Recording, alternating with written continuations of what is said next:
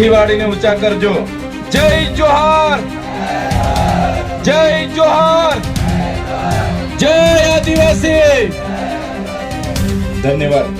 બધા જ વડીલો અને યુવાનોને વિનંતી છે કે જગ્યા લઈ લો એકવાર. વધારે સમય હું નથી લેવાનો, તમે પણ ઘણા ટાઈમથી બેઠા છો, મને પણ ખબર છે. એટલે મેન મુદ્દા છે 8-10, એની ચર્ચા કરીને આપણું વક્તવ્ય પૂર્ણ કરીને આગળની સભા પૂરી કરીશું. બધા જ લોકો જગ્યા લઈ લો જેથી કરીને પાછળના લોકોને દેખાય. આ બાજુ પણ મિત્રોને મારે બે હાથ જોડીને માથું નમાવીને વિનંતી છે, જગ્યા લઈ લો. ક્રાંતિકારી ભૂમિ પર સમસ્ત આદિવાસી સમાજના મુખીઓ, સરપંચો, વડીલો, પટેલો, સંતો, મહંતો, ગાદીપતિઓ, મારી માતાઓ, મારી બહેનો, મારા યુવાન મિત્રો અને તમામ આગેવાનોની ઉપસ્થિતિમાં સમસ્ત આદિવાસી સમાજની મહાપંચાયત જ્યારે યોજાઈ છે, ત્યારે આજની આ મહાપંચાયતમાં આપ સૌનું ચૈતર વસાવા આપ સૌને મારા નમન કરું છું અને મારા જોહાર કરું છું. સૌને મેં વંદન કરું છું. આપણી સાથે આ આયોજનમાં જેમનો મહત્વનો ફાળો રહ્યો છે એવા રાજેશભાઈ રાઠવાજી, સાથે એમના પિતા વીરસિંહભાઈ રાઠવાજી, સાથે અમારી ટીમમાં અહીંયા પધારેલા રાધિકાબેન રાઠવાજી, વિનુભાઈ રાઠવાજી, રંજનભાઈ રાઠવાજી, મુકેશભાઈ બારિયાજી અને મારા સાથી મિત્ર અને હર હંમેશ સમાજની સેવા માટે હર હંમેશ આગળ પડતા, કામમાં રાતે 12 વાગે પણ ઉભા રહેતા ડોક્ટર જયરામભાઈ રાઠવાજી, સાથે રાજેન્દ્રજી, સૌને એકવાર જોરદાર તાળીઓથી વધાવી દો. હું અભિનંદન આપું છું લગામી ગામના વડીલોને, આયોજન કરતા યુવાન મિત્રોને કે મહાપંચાયતનો હેતુ શું હોય છે, શું કામ મહાપંચાયત યોજવી જોઈએ, એનો મેસેજ તમે આજે લગામી ગામથી આખા ગુજરાતના લોકોને આપવા માંગો છો. એ બદલ સૌને મારા તરફથી અભિનંદન. સાથીઓ, આ કોઈ રાજકીય કાર્યક્રમ નથી અને અમે પણ આજે સમાજના ધારાસભ્ય તરીકે તમારી વચ્ચે આવીને ઊભા છે. અને જ્યારે સમાજે અમને અમારી હેસિયત કરતા પણ આટલી નાની ઉંમરમાં અમારા સામાન્ય પરિવારમાંથી અમે આવીએ છીએ, છતાં આટલી નાની ઉંમરમાં અમારા સમાજે, આદિવાસી સમાજે 1 લાખથી વધારે મત આપીને મને ધારાસભ્ય બનાવ્યો છે. ત્યારે જ્યારે પણ સમાજને જરૂર હશે ત્યાં ચૈતર વસાવા હશે. સમાજ થકી અમે ચૂંટાયેલા લોકો છે અને આદિવાસી સમાજને અનામત જે મળ્યું છે, જે અનામતની બેઠક પરથી અમે ચૂંટાઈને આવીએ છીએ. કદાચ કોઈ પાર્ટી મેન્ડેટ અમને આપી દે પણ આદિવાસી તરીકેનો હું જાતિનો દાખલો નહીં મૂકું તો મારું ફોર્મ રદ થઈ જાય છે, મારું ફોર્મ પાસ થતું નથી. એ આપણી આદિવાસી સમાજની જાતિની તાકાત છે કે આપણા દાખલાથી અમે બધા ચૂંટાઈને આવીએ છીએ. સાથીઓ, તમને વિચાર થતો હશે કે આદિવાસી એટલે કોણ? આદિવાસી એટલે ઇતિહાસકારો કહે છે આદિવાસીનો ઇતિહાસ આદિ અનાદિ કાળથી આ ધરતી પર રચનારો, જેને આદિવાસી કહેવામાં આવે છે. આ પૃથ્વી પર માનવ સભ્યતાનો ઉદ્ભવ થયો. તમે બધા વિચાર કરજો, ઘણા છોકરાઓ ભણેલા ગણેલા છે, એમને તો ઇતિહાસ ખબર છે. ધોરણ 9માં 8માં ઇતિહાસમાં બધી જ બાબતો આવે છે. જ્યારે આ પૃથ્વી પર માનવ સભ્યતાનો જ્યારે ઉદ્ગમ થયો, જ્યારે આદિમાનવ તરીકે એ જંગલોમાં ફરતો હતો, જંગલોમાં શરૂઆતમાં એણે અગ્નિની શોધ કરી, પેણાની શોધ કરી અને બાદમાં એણે ધાન્યની શોધ કરી કે ભાઈ આ ધન, આ પાક ખવાય. અને ધાન્યની શોધ થતાની સાથે ખેતીની શોધ થઈ કે આને વાવણી કરાય. અને ખેતીની શોધ સાથે એણે સ્થાયી જીવન જીવવાની શરૂઆત કરી. સ્થાયી જીવન જીવવાની શરૂઆત એણે જ્યારે કરી તે સમયે શરૂઆતમાં એ તો જંગલમાં ભટકતા હતા, વન્ય પ્રાણીઓનો શિકાર કરતા હતા. નદીઓ હોય ત્યાં માછલી મારીને ખાય, કંદમૂળ ખારીને ખાય, વનના ફળ ફળાદી પાડીને ખાય અને જ્યારે ખેતીની શોધ થઈ બાદમાં એ ભટકતું જીવન છોડીને તે આદિમાનવ સ્થાયી થયો, પરિવાર સાથે રહેતા થયો અને પરિવાર સાથે રહેતા નાના કબીલા, નાના ગામ બન્યા અને જમીનને સંપત્તિ તરીકે જોવામાં આવી, સ્ત્રીને સંપત્તિ તરીકે જોવામાં આવી અને નાના કબીલોના આપણા સરદારો, આપણા રાજા મહારાજાઓ સાથે જે તે વખતે બહારના અનેક લોકોએ આક્રમણો કર્યા બાદ આપણા રાજા રજવાડા, આપણા કબીલા, આપણા સરદારો ભોળા હતા, શાંતિપ્રિય હતા અને એ સંઘર્ષમાં એ બહારના આવેલા હોશિયાર લોકોએ, સભ્યતાની સંસ્કૃતિ કહેવા વાળા લોકોએ આપણા વિસ્તાર પર એ જમાનામાંથી હજારો વર્ષથી કબજો કર્યો છે. આપણો ઇતિહાસ એવું કહે છે કે આદિવાસી એ સૂર્ય ચંદ્ર, આદિવાસી એ નદી પહાડો સમેત ઝાડોને પણ પૂજનારો એ પ્રકૃતિ પૂજક છે. આદિવાસીની સંસ્કૃતિ એ ધર્મપૂર્વી સંસ્કૃતિ છે. ત્યારે સાથીઓ તમે વિચાર કરો, આપણે એ સમાજમાંથી આવીએ છીએ, આપણે એ ધરતી પરથી આવીએ છીએ કે દુનિયાની સૌથી સંસ્કારી અને સૌથી શિસ્તબદ્ધ કોઈની સંસ્કૃતિ હોય તો એ આપણા આદિવાસી સમાજની સંસ્કૃતિ છે.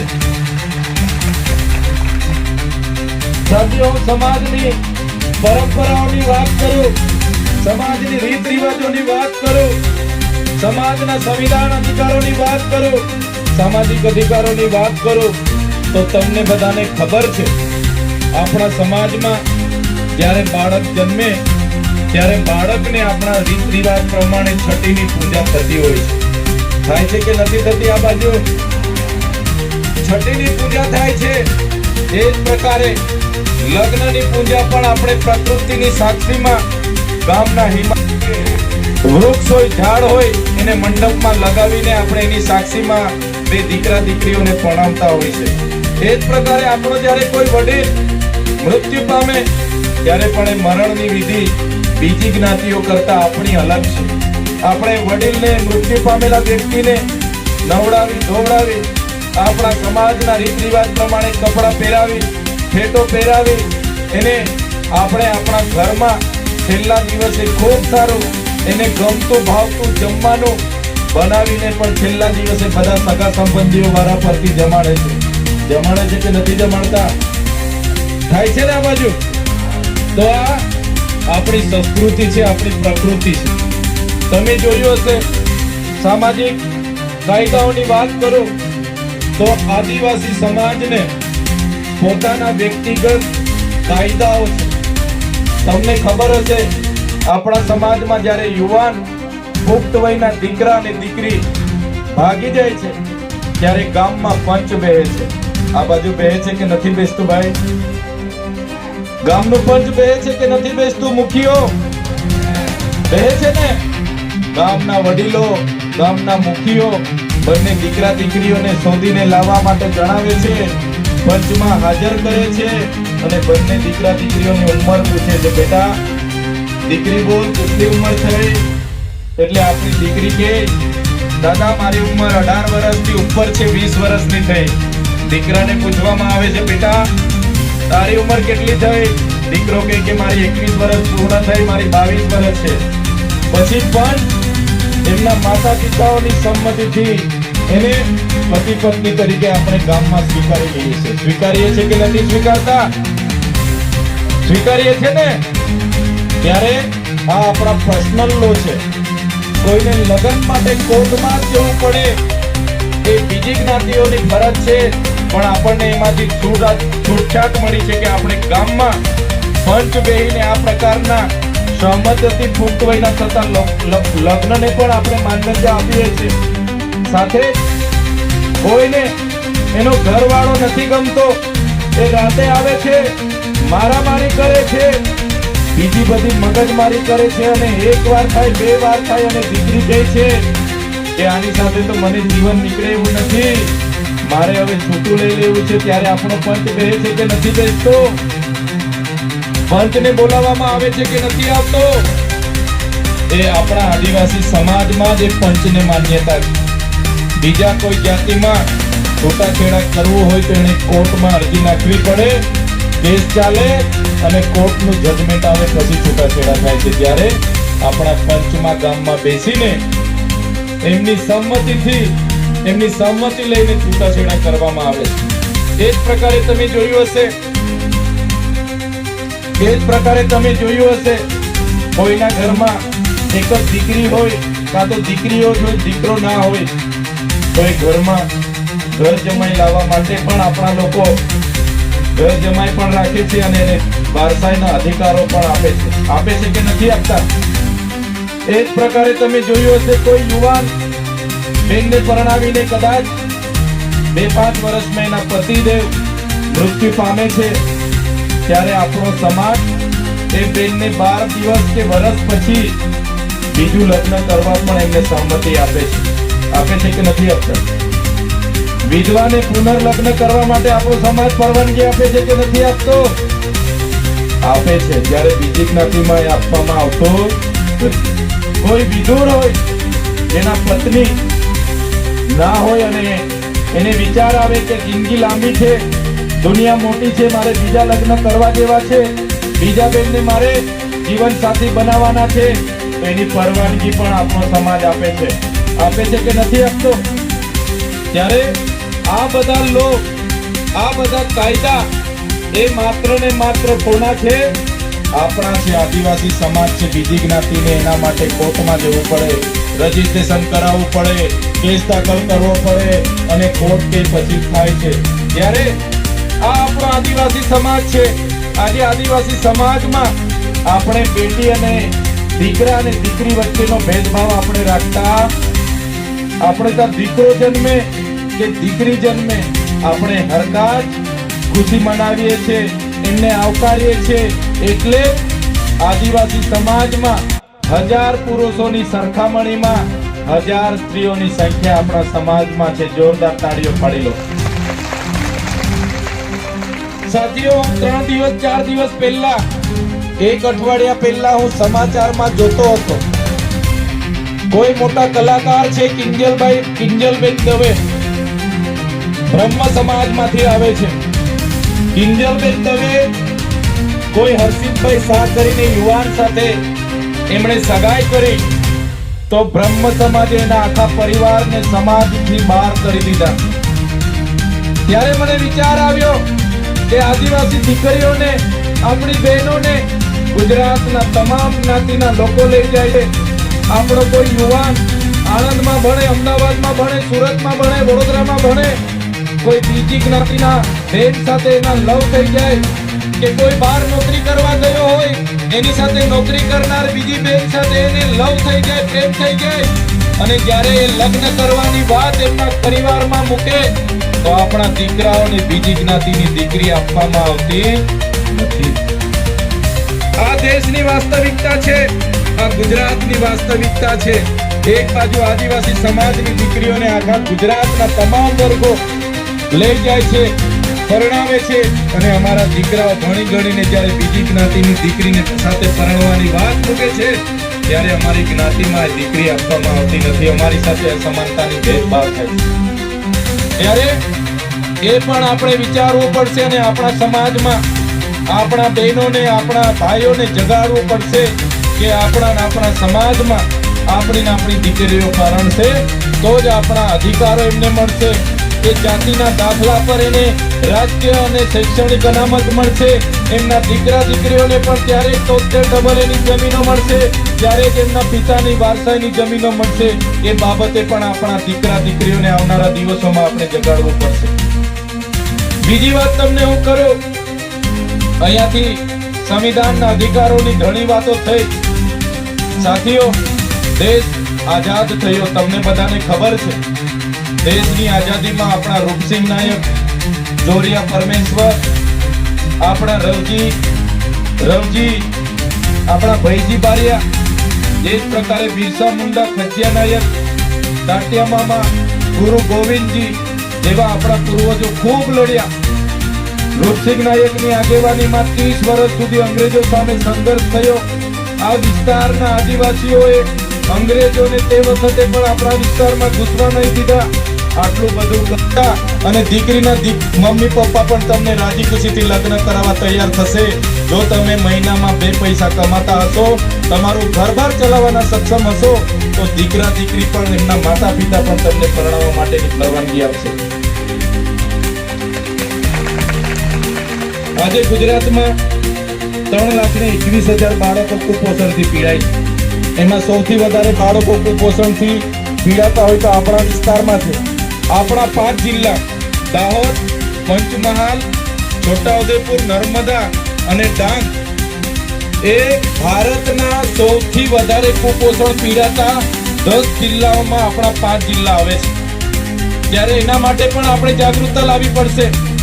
આપણી માતા બહેનોને પણ હું વિનંતી કરું છું કે આપણા દીકરા દીકરીઓને સારા સંસ્કાર મળે, એમને જીવન સામે આવનારા પડકારો સામે એ પડકારો ઝીલવા માટે પણ એમને સારું શિક્ષણ મળે એ બાજુ આપણે ધ્યાન આપવું પડશે. આપણા દીકરાઓ અને દીકરીઓ ભણવા જાય છે, છાત્રાલયમાં શું કરે છે, કોની સાથે રહે છે, ક્યાં રહે છે, ભણે છે કે નથી ભણતા, એની તકેદારી પણ આપણે બધાએ લેવી પડશે. લેવી પડશે કે નહીં લેવી પડશે? લેવી પડશે ને. ત્યારે સમાજમાં ઘણા કુરિવાજો છે, ઘણા કુટીવો છે, ત્યારે અંધશ્રદ્ધાઓ બધા જ બાબતે પણ આપણે ધ્યાન રાખવું પડશે.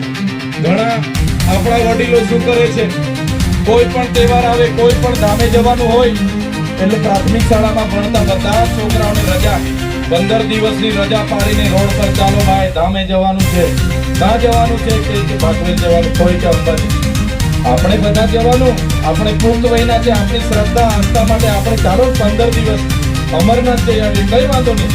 પણ જે ભણવા વાળા છોકરા છે એમને 15 દિવસની રજા શું કરવા પડાવો છો ભાઈ? એમને ભણવા દેવું જોઈએ કે નહીં દેવું જોઈએ? આપણા તો પ્રાથમિક શાળામાં હવે એમને પણ બધાને ચાલો ભાઈ જવાનું છે, તો એમને ભણવા દો. આપણે ત્યાં જઈશું, જઈને આવીશું, નવું જાણીશું, તો એમને કહેવાનું છે. પણ આ બાબતે પણ આપણા લોકોએ પૂરેપૂરી ધ્યાન રાખવાનું છે. સાથે સાથે જંગલ જમીનની આગળ વાત થઈ, આ બાજુ બધા ધ્યાન આપજો ભાઈ. કેટલા લોકો જંગલ જમીન ખેડે છે? બધા ખેડો છો ને? જંગલ જમીનમાં આપણે બધાનો કબજો એ આજેથી નથી. તમારા બધાના, આપણા બધાના પૂર્વજો આદિ અનાદિ કાળથી જંગલમાં રહીને જમીનો ખેડે છે. દેશ આઝાદ થયો એટલે કેટલીક જમીનોના સર્વે થયા. આપણા લોકો અભણ હતા, ભણેલા નહોતા, જાણતા નહોતા. એમણે કઈ જમીન ખેડે છે એટલે આટલું બતાવી દીધું કે આટલું હું ખેડું છું, એટલે બીજી જમીન બધા અનામત જંગલોમાં જતી રહી, શ્રી સરકારમાં જતી રહી, સરકારી ખરાબોમાં થઈ ગઈ, સરકારી પડતરમાં થઈ ગઈ. અને આજે એ જમીનો પર આપણો કબજો હોવા છતાં કટિયામાં આપણા નામ નીકળતા નથી. આપણે જમીન ખેડતા હોવા છતાં આપણને સનદ મળતી નથી. તો જંગલ ખાતાની જમીનો માટે સૌપ્રથમ જંગલ સંરક્ષણનો ધારો 1862માં બન્યો, જંગલ ખાતું 1927માં બન્યું અને એ જંગલની જમીન આદિવાસીને આપવા માટે 1980માં વન અધિકાર અધિનિયમ બન્યો અને ફરી 2006માં વન અધિકાર અધિનિયમ બન્યો અને એમાં એવી જોગવાઈ કરવામાં આવી છે કે આદિવાસી જે પણ જંગલ વન વિસ્તારમાં રહે છે અને એનો જંગલ જમીન પર કબજો છે, જંગલની જમીન ખેડી ખાય છે, ત્યારે એ જમીન એ આદિવાસી પરિવારને આપવાની જોગવાઈ 2006ના કાયદામાં છે. ત્યારે આજે આપણા બધામાં એકતા ન હોવાના કારણે જંગલ ખાતાના લોકો આવીને તમને પણ હેરાન કરે છે. તમારા જે પેન્ડિંગ દાવાઓ છે પણ મંજૂર કરવામાં આવતા નથી. ત્યારે આવનારા દિવસોમાં આ મહાપંચાયત થકી આપ સૌને હું કહેવા માંગુ છું, જ્યારે DCF ને રજૂઆત કરવા જવા પડશે, આપણા પ્રાયોજનાને રજૂઆત કરવા જવું પડશે કે છોટાઉદેપુરને કલેક્ટરને રજૂઆત કરવા જવું પડશે, તો આપણે બધા જંગલ જમીનના આપણી સનતો બાકી છે આપણને મળે, એની માટે આવનારા દિવસોમાં બધાએ છોટાઉદેપુર ખાતે અમે આહવાન કરીશું. રાજેશભાઈ તમને સૂચના આપશે એ દિવસે બધાએ ત્યાં પહોંચવાનું છે. કેમ કે જ્યાં સુધી આપણને સનતો નહીં મળશે ને, આ લોકોએ સર્વે ચાલુ કરાવી દીધા છે. આવ્યા હતા ને સર્વે વાળા, સર્વે ચાલુ કરાવી દીધા કે આદિવાસીઓનો કબજો કેટલો છે એટલા જ આપવાના, હવે સનતો નહીં આપવાની. અને બહારના લોકોને આપણી જમીનો પર એમની નજરો છે. ત્યારે આપણે સનતોની માંગણી માટે આવનારા દિવસોમાં બહાર નીકળવું પડશે અને જે જંગલ ખાતાવાળા આપણા લોકોને હેરાન કરે છે, એ જંગલ ખાતાવાળાને પણ આ મંચ પરથી કહેવા માંગુ છું, અમારા આદિવાસીઓ એ આ જંગલ હાચવેલા છે. તમારું જંગલ ખાતું તો હમણાં આવ્યું છે, એટલે આ જંગલ અને આદિવાસીઓ તો હજારો વર્ષથી અહીંયા છે. અમારા આદિવાસીઓને જો જંગલ ખાતા હેરાન કરવાની વાત કરતા હશે તો આવનારા દિવસોમાં અમે રોડ પર ઉતરવાના છે. એ દિવસે અહીંયા જંગલ ખાતાવાળા પણ નજરે નહીં પડશે. જંગલ ખાતાવાળા ઓફિસો બેસીને કૌભાંડો કરવામાં લાગેલા છે. આ જંગલો સાચવવામાં એમને રસ નથી. આ સામે મોવડા દેખાય છે એ આપણા કલ્પસૃ વૃક્ષ કહેવાય. આ મોવડાને કલ્પ વૃક્ષ કહેવાય આપણા આદિવાસી સમાજનો. જ્યારે આ મોવડા હોય, જંગલ હોય, આપણે બધાએ સાચવેલું છે.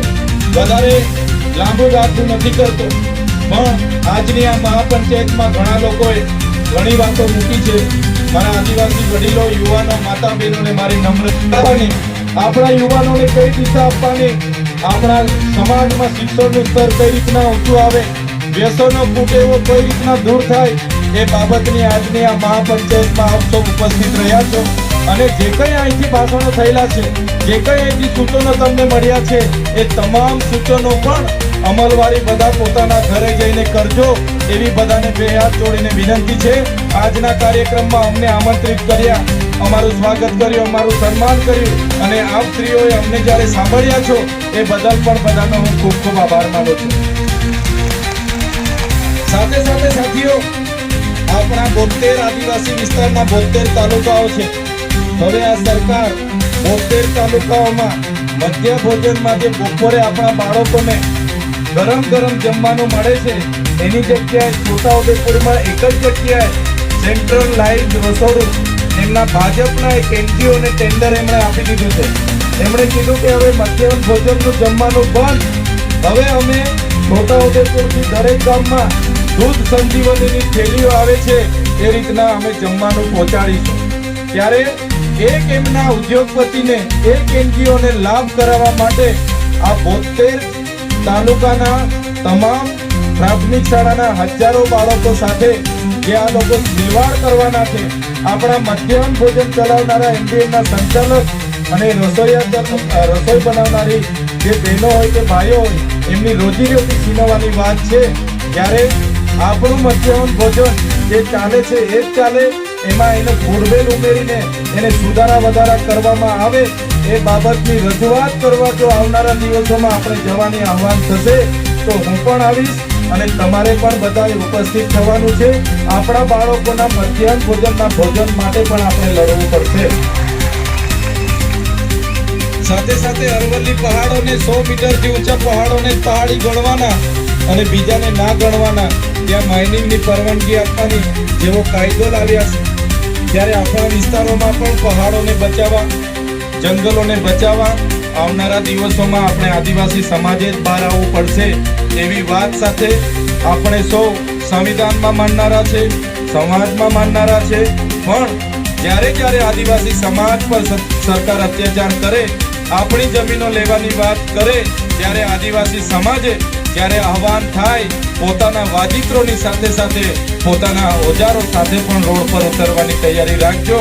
એ જ વાત સાથે આજે સૌએ અમને સાંભળ્યા અને અમને સહકાર આપ્યો છે, બદલ બધાનો હું ખૂબ ખૂબ આભાર માની વિનમું છું. ધન્યવાદ. જય આદિવાસી, જય જવાહર, જય ભારત. સમાજનો ડોક્ટર છું એટલે જે પણ દવા આપીશ એ કડવી લાગશે, પણ એ દવા તમે લેતા જશો ને તો આવનારા દિવસોમાં તમારા બધા દુઃખ હારા થઈ જવાના છે.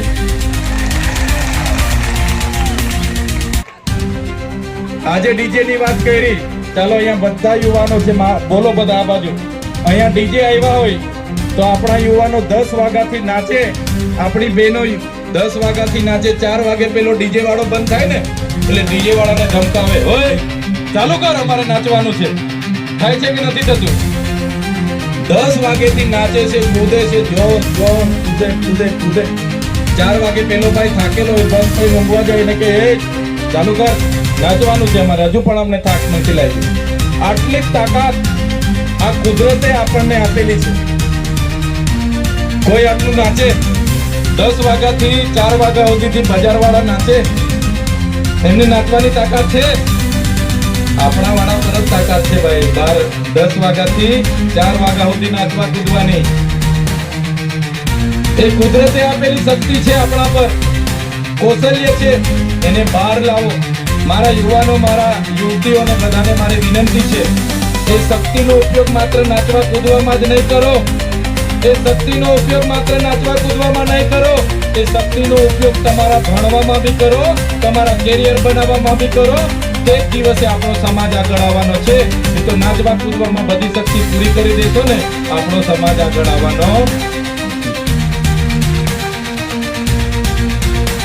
આપણા લોકો છોકરો ભણે નહીં ભણે, 12મું પાસ કરે નહીં કરે, બાજુવાળાના છોકરાને પેલા KTM લઈ આપી હોય, R15 લઈ આપી હોય, એટલે આપણા વાળો બી કઈ નહીં, બાજુવાળો છોકરો લાવ્યો છે ને, આપણા છોકરાને બી આ ખેતર વેચીને આપી દઈએ, આપણા છોકરાને બી iPhone લઈ આપીએ ને છોકરો બી પાછો મજબૂર કરે, બ્લેકમેલ કરે, પપ્પા મને લઈ આપો, બાકી હું કોલેજ નહીં ગયા, મારી હાથેના બધા છોકરાઓ પર iPhone છે, મને બી iPhone જોઈએ.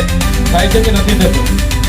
બધા છોકરાઓ ગાડીઓ લઈને આવે, મને પણ પપ્પા લઈ આપો, એટલે પેલા બિચારા મા બાપે ના ચૂકે ને ATM KTM કે હું કહેવાય બધું લઈ આપવું પડે છે ને.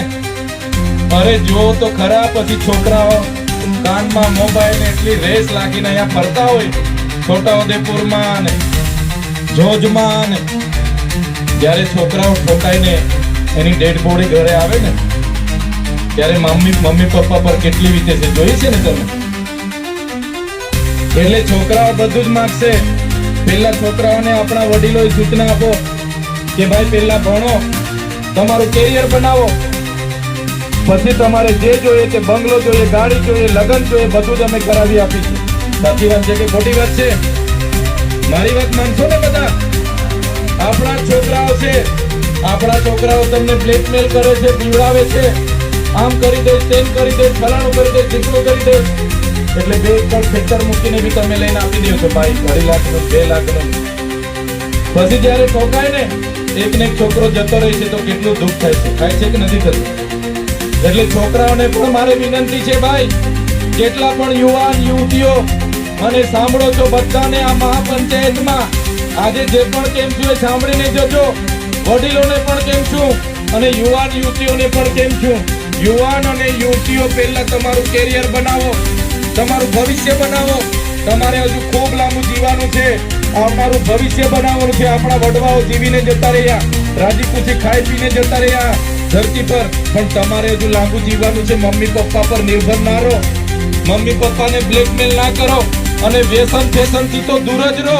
આજ મારે તમને વિનંતી છે, મારા વડીલોને પણ વિનંતી છે, કોઈ છોકરા છોકરીઓને તમે ભણાવો, એને મજૂરી ના લઈ જાઓ.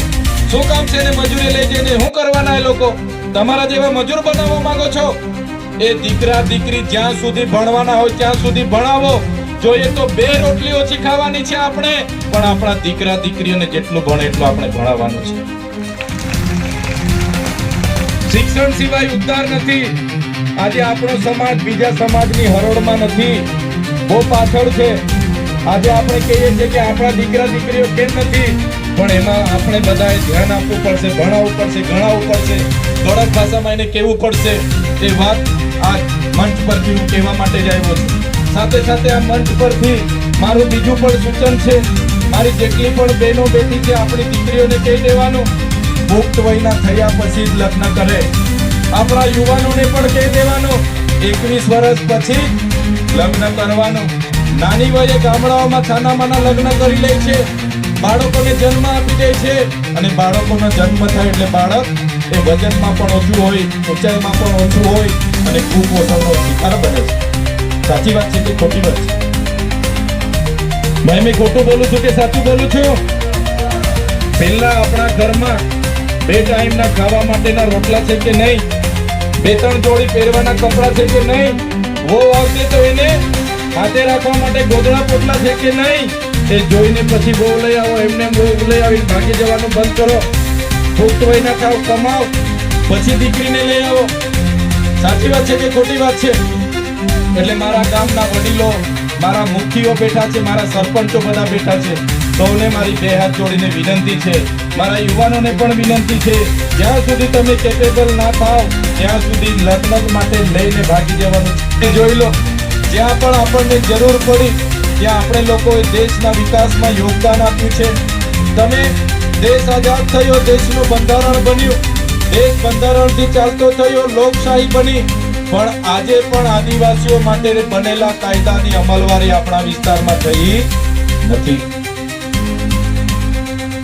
તમે જોયું હશે, દેશનું બંધારણ જ્યારે બન્યું એ બંધારણ થકી જ આખો દેશ ચાલે છે, પણ આદિવાસીઓ માટે અનુસૂચિ 5 જે પ્રકારે અનુસૂચિ 6 ઓરિસ્સા, મિઝોરમ, મેઘાલય અને ત્રિપુરામાં લાગુ છે, ત્યાં કોઈ પણ વડાપ્રધાનને, રાષ્ટ્રપતિને, મુખ્યમંત્રીને કે મંત્રીને કે કોઈ પણ પ્રોજેક્ટને ત્યાં લાવવા માટે કે કોઈ પણ મંત્રી તંત્રીનો પ્રોગ્રામ કરવા માટે સૌપ્રથમ ગ્રામ સભાની પરવાનગી લેવી પડે છે, પછી ત્યાં પ્રોજેક્ટ થાય છે. આપણે ત્યાં એવું થાય છે, આપણે તો પહેલા પ્રોજેક્ટ મંજૂર થાય છે, પછી પ્રોજેક્ટ આવે ત્યારે પોલીસ આવે છે, અને આપણા જમીનો જ્યારે લેવા માટેની વાત થાય છે ત્યારે આપણને ખબર પડે છે કે આપણે ત્યાં પ્રોજેક્ટ આવે છે. સાચી વાત છે કે ખોટી વાત છે? બંધારણમાં સ્પષ્ટ જોગવાઈ છે, 244 કલમ એવું કહે છે કે આદિવાસી વિસ્તાર એ ગુજરાતનો અંબાજીથી ઉમરગામ અનુસૂચિ 5 માં આવે છે. એમાં અનુસૂચિ 5 માં પૈસા 1 પણ લાગુ છે. 1996 માં પૈસા 1 લાગુ થયો. એમાં આગળ ડોક્ટર સાહેબે કીધું એમ ન લોકસભા ન વિધાનસભા सबसे ऊंची ग्राम सभा जे आज આપણે મળ્યા છે ને ગ્રામ સભા, એ ગ્રામ સભા सबसे ऊंची एक बार ग्राम सभा नक्की करे તે જ ગામમાં આવવું જોઈએ, તે જ ગામમાં થવું જોઈએ, તે જ પ્રોજેક્ટ મંજૂર હોવો જોઈએ. એ પૈસા એક્ટમાં જોગવાઈ હોવા છતાં આજે પણ ગુજરાતમાં લાગુ પડવામાં નથી આવ્યો, જેના કારણે આપણા આદિવાસીઓની જમીનો આજે છીનવાઈ રહેલી છે. આજે દેવના નામે છીનવાય છે, રોડના નામે, કોરિડોરના નામે છીનવાય છે. આજે અહીંયા હાઇડ્રો પાવરના નામે જમીનો છીનવાઈ ગઈ, આંબા ડુંગરમાં યુરેનિયમના પ્રોજેક્ટના નામે છીનવાય છે. ત્યારે મારા સાથીઓને વિનંતી કરું છું, આપણે બધાએ જાગવું પડશે. બંધારણમાં મળેલા અધિકારોને લાગુ કરવા માટે સરકાર સામે ઉતરવું પડશે અને સરકારને પૂછી લેવું પડશે કે તમે આ બંધારણમાં અમને મળેલા અધિકારો લાગુ કરવા માંગો છો કે નહીં. અગર તમે લાગુ કરવા નથી માંગતા તો અમારી ગ્રામ પંચાયતો અમે સ્વતંત્ર રીતે એના ઠરાવો કરીને અમારા કાયદા અમે લાગુ કરીને બેસી જઈશું. દેશના આઝાદીને 78 વર્ષ થયા પછી પણ બંધારણમાં લખેલા કાયદા આપણા હજુ લાગુ કરવામાં આવતા નથી. બંધારણની તમામ કલમો આપણા પર લગાડી દેવામાં આવે. અહીંથી તમે નીકળો એટલે તમે તમારા પર પીયુસી ના હોય, લાયસન્સ ના હોય, હેલ્મેટ ના હોય એટલે બંધારણના કાયદા મુજબ તમને દંડ કરી દેવામાં આવે. અને આપણી સ્પષ્ટ લખેલી 244 ની કલમ 3 પેટા કલમ 13 આજથી સુધી લાગુ કરવામાં નથી આવતી. ત્યારે એનાથી આપણને ખૂબ મોટું નુકસાન થાય છે. એ જ પ્રકારે 73 નો આપણો કાયદો છે. એ જ પ્રકારે આપણને જળ, જંગલ, જમીન પરના અધિકારો મળ્યા છે, તે આજ દિન સુધી લાગુ કરવામાં નથી આવતા. આવનારા દિવસોમાં સરકાર સામે લાગુ કરવા માટે પણ આપણે બધાએ લાગવું પડશે. સાથીઓ, દેશ આઝાદ થયો, દેશમાં લોકશાહી નામે સરકારો તો બની ગઈ, પણ આજ દિન સુધી આદિવાસી વિસ્તારોમાં આદિવાસીનો વિકાસ નથી થયો. એટલા માટે મારે કહેવું પડે છે કે આજે પણ આદિવાસી વિસ્તારોમાં આજે આપણે અંબાજીથી ઉમરગામના 14 જિલ્લા આદિવાસીઓનો છે, એમાં 1,71,350 બાળકો અતિ કુપોષણથી પીડાય છે. આપણા બાળકોમાં આંગણવાડી માટે સરકાર પર ગ્રાન્ટ નથી, બાળકોને પૌષ્ટિક પૂરક સારો ખોરાક મળે એના માટે ગ્રાન્ટ નથી, બાળકોને સારી શાળા મળે એના માટે ગ્રાન્ટ નથી, બાળકોને સારા શિક્ષકો મળે એના માટે ગ્રાન્ટ નથી. એક બાજુ શહેરોમાં દિવસે ને દિવસે વિકાસ થાય છે અને એક બાજુ આદિવાસીઓને દિવસે ને દિવસે વિકાસથી વંચિત રાખવામાં આવે છે. કેમ કે અમારા જેવા જે નેતાઓ ચૂંટાઈને જાય છે એ સમાજના વફાદાર નથી રહેતા, એ પાર્ટીના વફાદાર રહે છે. એટલે જેટલા પણ નેતાઓ પાર્ટીના વફાદાર બનીને આપણને મત બેંક તરીકે ઉપયોગ કર્યો છે, એ નેતાઓના ભોગે આજે સમાજ આપણો દુઃખી છે. આવનારા દિવસોમાં એવા નેતાઓને પણ તમારે ઓળખી લેવા પડશે અને એવા નેતાઓને તમારે આપણા સમાજમાંથી જાકારો આપવો પડશે. સાથીઓ, આ વિસ્તારમાં જે સરકારી કાર્યક્રમો થાય છે, આ વિસ્તારના જે ભવનો બન્યા છે, એ તમામ ભવનોમાં આદિવાસી સમાજનો પરસેવો અને ખૂન છે. આદિવાસી સમાજે એ ચાહે ગુજરાતના વિધાનસભાનું ભવન હોય, એ ચાહે ગુજરાતનું સચિવાલયનું ભવન હોય, હાઈકોર્ટનું ભવન હોય, છોટાઉદેપુરના કલેક્ટરનું ભવન હોય, એસપીનું ભવન હોય, તાલુકા પંચાયતની કચેરીનું ભવન હોય, આ ભવનો આપણા આદિવાસીના પરસેવાથી બનેલા ભવનો છે. એમને કોઈ ભવનો બન્યા નથી. ત્યારે આવનારા દિવસોમાં એ વિશ્વાસ પણ આપણે કહેવું પડશે. આદિવાસીનો જે પ્રકારે ઉપયોગ આ વિકાસમાં થયો છે, એની સામે આદિવાસીનો વિકાસ નથી થયો. ત્યારે એના માટે જાગવું પડશે. ત્યારે સાથીઓ, મેં ઇતિહાસની વાત કરું છું એટલે કેટલાક લોકોને માથા પરથી જ જાય છે એવું લાગે છે. જાય છે ને? પણ જે પ્રકારે આ ડોક્ટર સાહેબ બેઠા છે ને, એ ડોક્ટર સાહેબ શરીરના ડોક્ટર છે. શરીરમાં તમારું કાં દુખે છે, હું દુખે છે, તમને ચેક કરીને તમને દવા આપે. મેં શરીરનો ડોક્ટર નથી. લગામી ખાતે લગામી ગામના સરપંચ વીરસિંહભાઈ રાઠવાની અધ્યક્ષતામાં મહાપંચાયત મળી અને આજની આદિવાસી સમાજની મહાપંચાયતમાં સમાજમાં રહેલા કુટેવો, કુરિવાજો, અંધશ્રદ્ધાઓ કઈ રીતના દૂર થાય, સાથે સાથે સિકલ સેલ એનેમિયાની જાગૃતિ, સાથે સાથે આદિવાસી સમાજમાં જે કુપોષણની સમસ્યાઓ છે એ બાબતની પણ આજે ચર્ચાઓ થઈ છે.